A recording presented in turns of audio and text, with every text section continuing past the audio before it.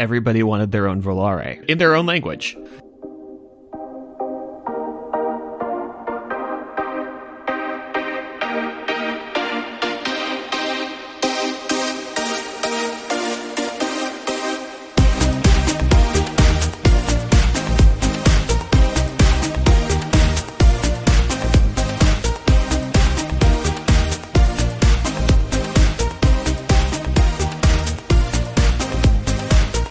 Hello and welcome to the Euro What, episode 166 for the week of August 22nd, 2022. I'm Mike McComb, and I'm joined today by Ben Smith. Hey, Ben. Hey, Mike. We are a pair of Americans trying to make sense of the Eurovision Song Contest. And this week, we'll be talking about the Italian worldwide smash Volare. It's been a busy couple of weeks. A lot of news has happened, but we do have a correction from our last episode. Ben, do you want to take this? Yeah, I do, because it was my vocal misstep of I had been saying Queen of England last episode, and we were corrected, and correctly so, that it's Queen of the United Kingdom. Like, in my defense, I was also calling her Liz, so... we mean, disrespect. It's, just sometimes the shorthand gets ahead of us at times. But definitely let us know about these sort of corrections. This one listener reached out on Instagram. You can hit our Instagram at EuroWhat. We're also on Twitter at EuroWhat. And you can also hit our Facebook page as well. One of the first big things to happen in the last couple of weeks is we have our first artist for next year's Eurovision. Israel has done their standard journey with any news regarding Eurovision, which is there was like a big announcement, and then at the time I had been like, is this to get ahead of a leak? And it was like, no, it was ahead of them actually signing their artist properly. Israel had announced that Noa Kirel would be their representative at Eurovision. The next day she said, I haven't confirmed, but she has come back. She has confirmed she will be representing Israel at Eurovision. And a little bit of information about Noa. She's a singer. She's an actress. She was a judge on Israel's Got Talent. She's considered one of Israel's biggest pop stars right now. She's had 4 number 1 songs on the Israel charts the last few years. She signed with Atlantic and WME here in the States. I think that's probably why Israel was so excited to announce this as, hi, we are sending our number 1 pop star to Eurovision. Interesting play here. I'll be curious to see how this ends up forcing the hands of other countries, or if it does. Everybody's just, that's nice. Of course, like whenever we get an announcement, the first place I go to is Famous Birthdays. And she does have a profile on there. Yeah, she's only 21, but she's been like doing music and like YouTube stuff since she was 14. She's got a background there. She is the number 1 person with the first name Noah. Oh, good. I was very much hoping that was the case, because if not, what's going on? She's the number 3 singer born in Israel, number 12 person born in Israel. I love this. I love the categorization on this site so much. Yes. Taxonomy is important. Yeah. We will learn more about the song, the selection, all of that in the coming weeks, months, almost a year, because it is only August. At least they're not doing what like Cyprus did last year and be like, hello, we're sending this person. The song will be titled this. They're at least sitting on whatever is happening. Possibly because we don't have songs yet. It's just, we're sending this person. More info to come. Maybe they're getting their ducks in a row for once. So watch this space. And then I feel like the confirmation of Noah got the Friday press release deal just because the previous day had been, hello, we have a short list of all of the cities that are currently under contention for Eurovision 2023. There are 7 cities still being considered. Those 7 cities are Birmingham, Glasgow, Leeds, Liverpool, Manchester, Newcastle, and Sheffield. None of them are London. Yeah, I'm not all that surprised. I was under the impression that London was a perfunctory bid. There are other beautiful places in the United Kingdom to go. Yeah, sort of like how Amsterdam was really not a major consideration when Netherlands was hosting. So there's too much tourism right now. We already had so many events, and like I had read a news piece just even when these 7 cities were announced, regardless of where Eurovision is held next year, the city hosting things is going to need to cancel/move events that are already planned for the venue. Do you have any favorites out of this list? I do love that it feels like we are going sort of northern UK with a lot of this. And as you were listing the cities, I was quietly thinking about the song It's Grim Up North by the KLM. And yet, like, no Wigan on the list. So it's fine. I'm kind of rooting for Glasgow, personally. Just Scottish Eurovision, please. I think that's where I'm at as well. I don't really know much about any of the other cities. Just know that they're big cities. So yeah, like I would not be mad about Manchester, would not be mad about Liverpool. Birmingham is at the bottom of my list just because they hosted the last time the UK hosted, even though that was many years ago at this point. Didn't they just host the Commonwealth Games as well? Yes. Yeah, so it would be weird to have like such big events happening in the exact same location, but at the same time, they've just proved that they can do that. On the other hand, recency bias. We just had a big thing here. It was great. But also there's part of me that just loves the secret wish board fulfillment of Glasgow's arena standing in for the venue in the Eurovision movie, launching into being that venue actually hosting real Eurovision. There's a strong chance that next year's slogan could be Perfect Harmony. Just at this point, just lean into it. Just lean into it. Just like the slogan is Perfect Harmony. We are hosting it in the Glasgow Arena. Yes. Yeah, it'll make their job a lot easier. So we've already got all the banners made. So Snap, which is continuing to climb charts all over the world. It's been really fascinating seeing how the song has been growing, particularly in the US. It has debuted on Billboard's Bubbling Under chart at 22. And yeah, the Bubbling Under, it's a weird chart. It's not like the plus section of the Hot 100. It's songs that have not charted on the Hot 100 yet, but it's not like ranking 101 through 125. If you've been on the Hot 100, you're not on the Bubbling Under chart.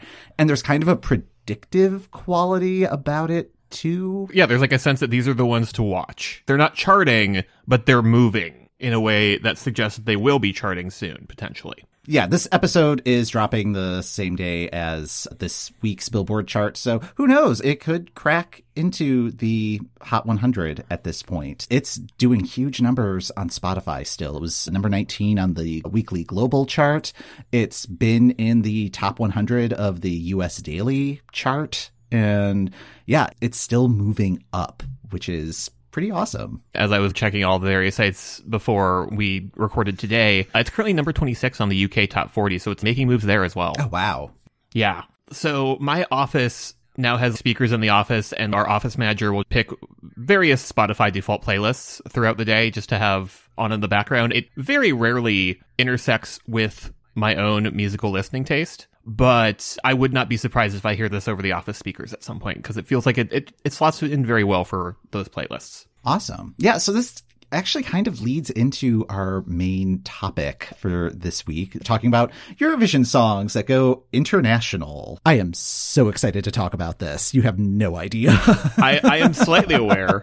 I've mostly just been feeding off of your excitement every time you have mentioned this episode. I am also excited.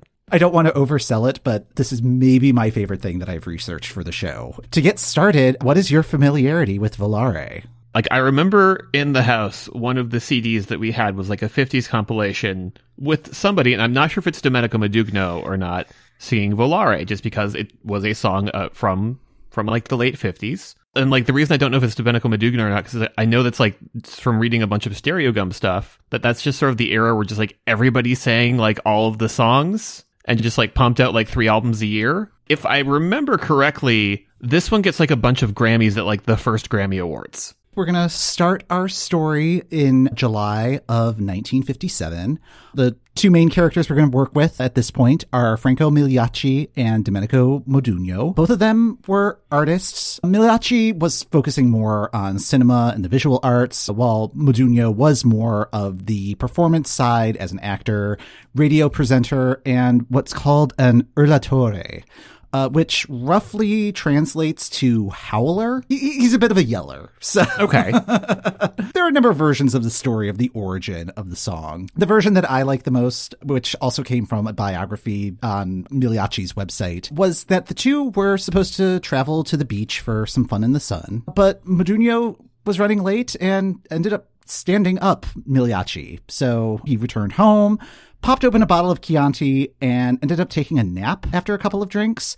And if we're being honest, I think I would have chosen that route rather than going to the beach. Mm-hmm. Yeah, just like a fun, like, wine nap afternoon. Sign me up. But when Migliacci woke up, he was looking at a couple of prints of paintings by Marc Chagall, Le Coq Rouge and Le Peintre, and started formulating a song about a world of blue. Like, both of those paintings have a lot of blue in them, and like flight and movement. So that was the initial inspiration for it. After writing the first draft, he shared with Modugno, and they continued working on the song. Although the music and the poetry of No Bleu dipinto de bleu were coming together, the song still wasn't 100%. In a separate article from La Repubblica, which was from 2008, Modugno's wife recalled a dark and stormy night where Domenico was working at the piano. A storm blew open a window, and somehow that struck inspiration that led to the song's hook that we all know and love, and that has given the song its secondary title of Volare. Some of this is probably apocryphal. Yes, apocryphal likely, but like no less delightful. The song was complete, and Modugno and Migliacci decide to enter it into the 8th edition of the Festival di Sanremo. 391 songs entered the competition that year, with 135 making the shortlist. At this point in the process, there were going to be 20 songs that would be selected to advance to the actual competition at the beginning of February. And No Bleu dipinto de bleu did get past the first round, no problems there, but it did hit a snag in the short list round. Although the jury really liked the song, they weren't initially going to include it in the shortlist because they were having difficulty finding someone to actually perform the song. At this time, Sanremo was functioning kind of like how Portugal's Festival de Canção operates, where you have the composers and then they're responsible for finding someone to perform the song in the competition. It may not necessarily be the composer who is the performer of the track. The challenge with this particular song was that it really was outside the norm for Italian music at the time, partly because it was so abstract. I'm going to send you the lyrics of the first verse translated into English. I'm not going to surprise you with Italian here. Yeah, if you wouldn't mind reading those out. I think that a similar dream will never come back. And I painted my hands and face blue, and suddenly the fast wind took me and made me fly in the infinite sky. I will fly. Oh, oh. I will sing. Oh, oh, oh, oh. In the blue painted blue. So, yeah, I mean, even by today's standards, that's kind of out there if you take the lyrics at face value. Plus, if you think of the melody of Volare, like there's a swing influence in there. There's just this upbeat motion to the song. This is a completely different sound than what you are typically getting in Italian music. Sanremo ran for 3 days. There were 10 songs that would perform in the first 2 nights, so basically 2 semifinals, and then 10 songs would advance to the final on the 3rd night. Each song is performed twice, and there are 2 separate arrangements. There was a newcomer to the competition. His name was Johnny Dorelli, and he was enlisted to give one of the performances of the song. But the song still needed a singer for the other performance, and Domenico volunteered as tribute. That doesn't sound all that unusual. I mean, we see it all the time. A lot of the songs are performed by the songwriter. Except this was the first time in Sanremo's almost decade-long history that the songwriter performed their own song. Oh, wow. Yeah. So you have a song that is super abstract. It's completely outside what is the norm for Italian music. And songwriter is performing the song. What is going on here? It was pretty typical for Sanremo entries to be sung sweetly, like standing behind the microphone with your hands either by your side or clasped to your chest. I probably need to fact check this, but I think it is physically impossible to hit that first Volare without extending your arms. Try it now, listeners. Like you just can't do it. And that is exactly what Domenico did during his performance. So, like, again, like breaking another norm for Sanremo. But it was a smash in the competition. The audience was so enthusiastic about the entry that the show producers had to ask them to quiet down because it was interfering with the broadcast.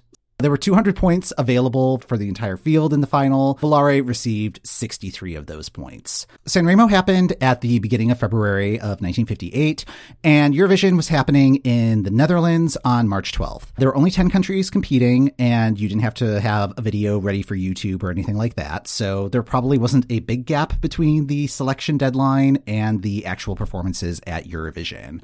But even if Italy needed to make their choice immediately after Sanremo, Sanremo. Nel Blu Dipinto de Blue was the obvious option. I mean, it was a huge hit at the festival, and ultimately it would go on to be Italy's best-selling single of 1958, and it is still one of the top 10 best-selling singles ever in Italy. So, pretty strong legacy there.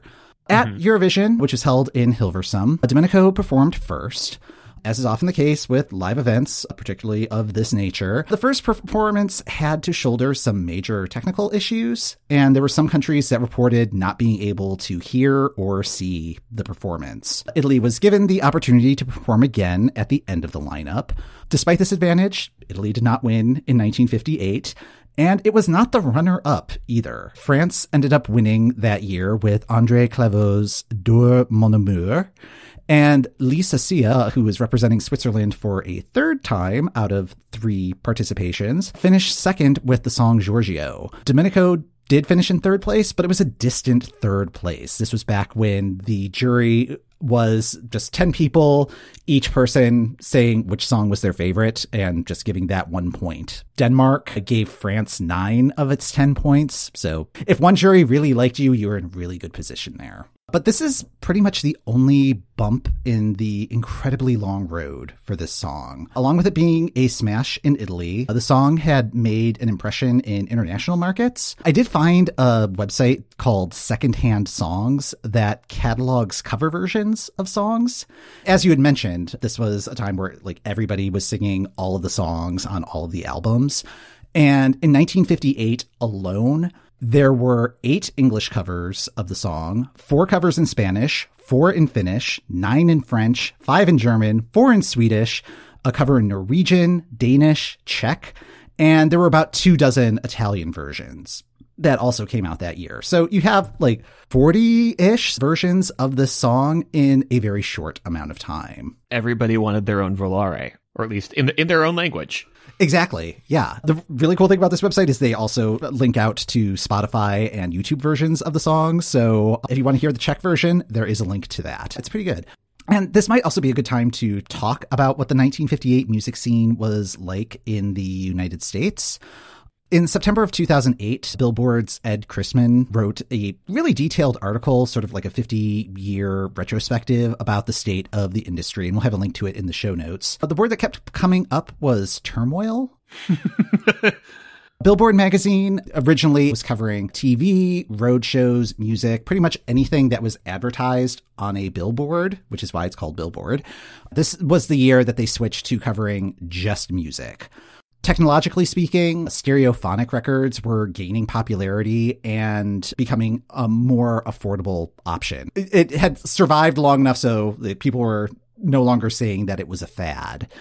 Rock and roll was also starting to pick up a lot of steam. More importantly, and related to that, teenagers were becoming a specific market to target. There are now all these kids and they have spending money and they want to spend it on music. This led to price wars between like record stores and competitors like Woolworths and Sears and like places that did more than just sell records. There was even a Senate investigation on the matter. Like it was like getting to that level of chaotic. One of the main complaints as put forth in Billboard by a record dealer was that, quote, "It's getting so everyone wants the cream and fewer are selling catalog, which used to be good for a lot of gravy."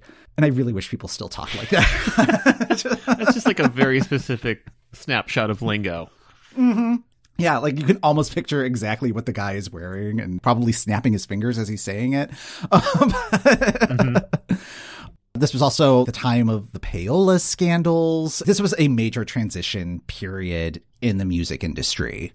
It's also important to talk about like how Billboard was quantifying music at that point. In 1958, they introduced the Hot 100 chart, but this isn't the first time that they were tracking that sort of information. There used to be a top 100 chart, which would track things like jukebox plays and most plays by radio DJs and information about sales. Jukeboxes were becoming a little less popular, so that data wasn't really as helpful. And again, with the payola scandals, Radio DJs were no longer a reliable source of information. So the Top 100 chart, that debuted in 1955. It used a point system that's similar to the point system that's used today, where there's weight given based on the venue of where the music was played. It had to go through some rejiggering, and it ended up getting rebranded in 1958 as the Hot 100 chart, which we still reference today. The first version of the Hot 100 came out August 4th.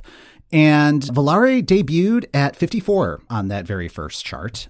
The first ever number one song was Poor Little Fool by Ricky Nelson. The following week, Volare jumped to number 2 from 54, which held the record for biggest jump to number 2 for almost 42 years. Wow. There were only like a handful of challengers to that record. In 1999, Pearl Jam got their cover of the song Last Kiss, which is one of like the original version of that song is one of my least favorite songs. And Pearl Jam's cover of that song is so much worse. Like, and I was shocked that that is one of Pearl Jam's biggest hits. It had a very similar jump, but not quite the jump that Volare had. The record was eventually broken by the song Incomplete, which was the follow-up single to the Thong Song by Cisco in August of 2000.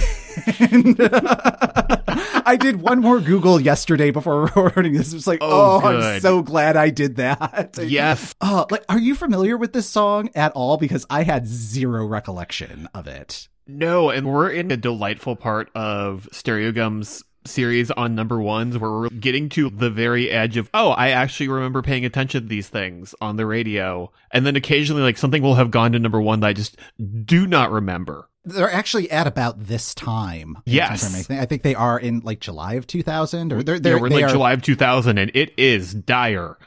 Yeah, just like what was Cisco's follow-up to the Thong Song? Just like a great trivia question, just completely stymie me, and probably the large majority of the audience, because like, oh boy. Mm-hmm. Yeah, and it's like a piano ballad type thing. It is pretty much the opposite of Thong Song. So.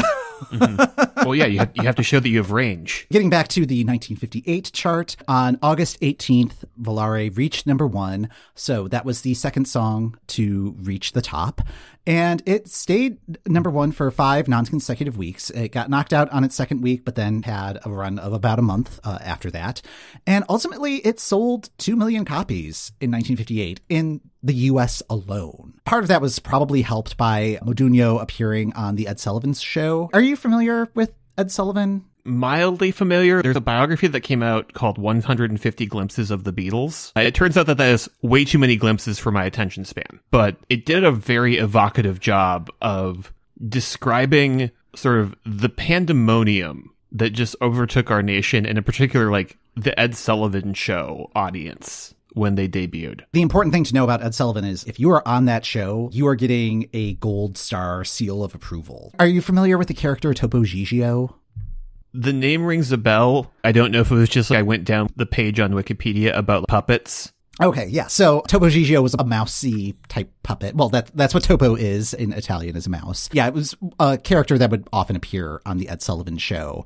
And it turns out that Maria Perego, who created Topo Gigio, it was mentioned in her obituary that the character was inspired by Domenico Modugno. Like a sped up version of his voice is what kind of prompted the voice of Topo Gigio, which I thought was a really interesting tie-in that I was not expecting. Again, do one more Google. So yes, always do the follow-up Google.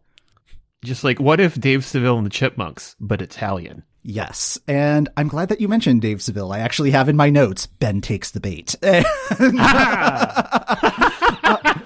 Along with Billboard rebranding and a whole bunch of changes happening in the music industry, this is also leading into the first annual Grammy Awards, held in May of 1959. As you had mentioned earlier, No Bleu Dipinto de Bleu did win a couple of Grammys, and I wanted to send you a list of who the nominees were in a couple of the other categories. So I have a hunch I know what one of them is.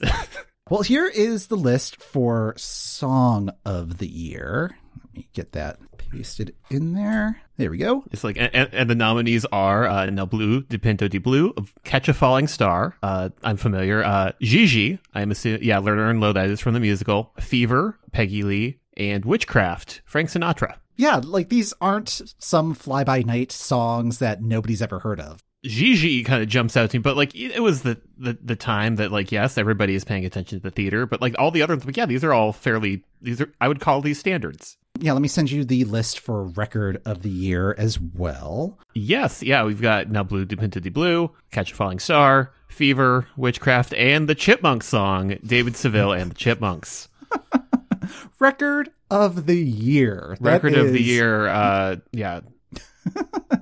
Yeah, I mean, I guess it sort of makes sense because it wasn't really new technology. It was just a way of the auto-tune to Cher's Believe of 1958. That I guess that's a good analog. Just sort of the novelty. We are celebrating the novelty. No, Blue, Dipinto di Blue did win Record of the Year and Song of the Year, which is like two of the major categories at the Grammys. And so far, the only non-English songs to win those awards.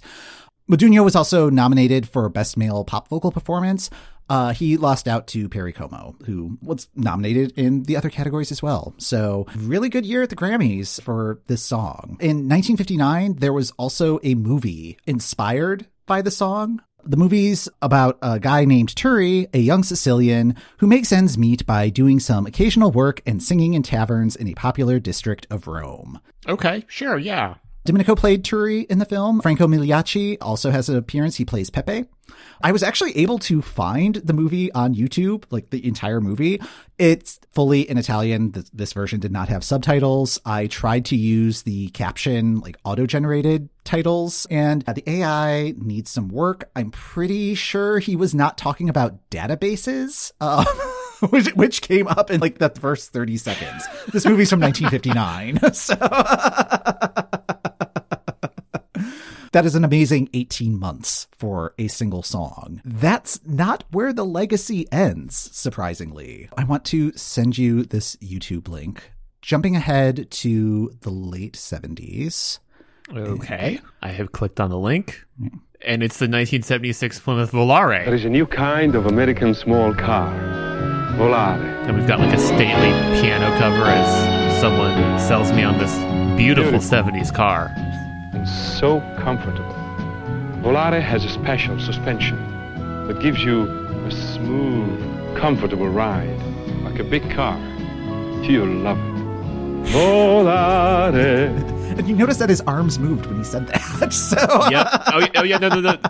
Just like when you sent me the lyrics in English, I definitely thought about moving my arms at the I Will Fly part. Yeah, you just cannot help it. So yes, that was an ad for the Plymouth Volare. This was a car that replaced the Plymouth Valiant. Sure, I don't really know about cars Sure. from Detroit. And it was available as a wagon or a sedan or a coupe. That spokesperson was Sergio Franchi. He was a nightclub singer. He also appeared on The Ed Sullivan Show, and that's really what pushed him into the mainstream. And he was the kind of performer, like he would be in Broadway shows, he'd work the Vegas circuit. Like it was definitely like that kind of lounge singer, not like sleazy lounge singer, but that era of performer. It should be noted that it was Volare with an accent over the E. So technically the Spanish version of Volare, which means pretty much the same thing. Thank you, Romance Languages, but they were still using the Italian song to advertise for it. It's just, one more Google. And the car won the Motor Trend Car of the Year, even though there were 8 recalls in its first year. But, just for like minor things like the suspension and or seat belts that could detach if you brake too hard. That's assuming that the battery acid doesn't drip onto the brake lines that were routed below the battery for some reason. And then also just major rusting problems. But yeah, Motor Trend Car of the Year. Did all of the other cars under consideration eat from the seafood buffet? Probably. The car ended up being discontinued after 1980, despite having an excellent song as its jingle. But the most delightful thing that I found related to Volare, aside from that commercial, apparently the car driven by the Belcher family on Bob's Burgers is a Volare. It's a Volare. Oh, that's delightful. That's a fun Easter egg. And the fact that it's probably a 1976, even though that is almost 50 years old at this point. Oh, no, that absolutely tracks. They're driving a car that should be dead. Getting into more of the legitimate legacy of Volare.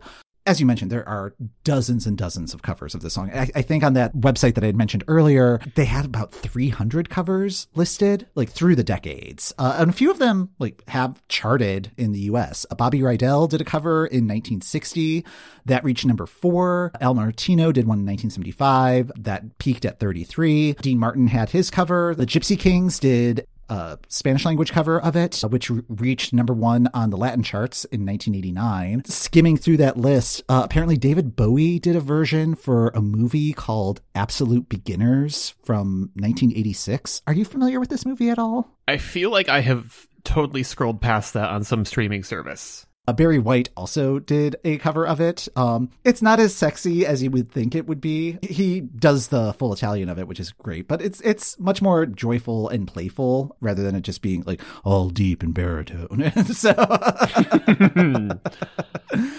in 2006, there was a 50th anniversary special for Eurovision where there was a vote on what was the best Eurovision song of all time at that point. Remember, this is 6 years before Euphoria. Mm-hmm. The winner of that was Waterloo, which is not all that surprising. I mean, that also had a monumental international success that led to like ABBA becoming ABBA.